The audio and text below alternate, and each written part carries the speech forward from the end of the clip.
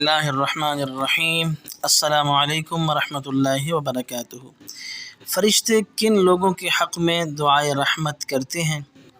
Number 1، نماز کے لیے صف اول میں کھڑے ہونے والے کے لیے دعا کرتے ہیں۔ نمبر 2، نماز کے بعد مسجد میں اسی جگہ بیٹھے رہنے والے کے لیے رحمت کی دعا کرتے ہیں۔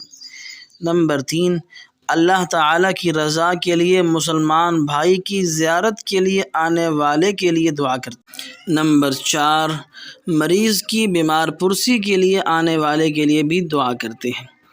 نمبر 5، مسلمان بھائی کے لیے اس کی غیر موجودگی میں دعا کرنے والے کے لیے فرشتے رحمت کی دعا کرتے ہیں۔ نمبر 6، لوگوں کو بھلائی یعنی دین کی تعلیم دینے والے کے لیے بھی دعا کرتے ہیں۔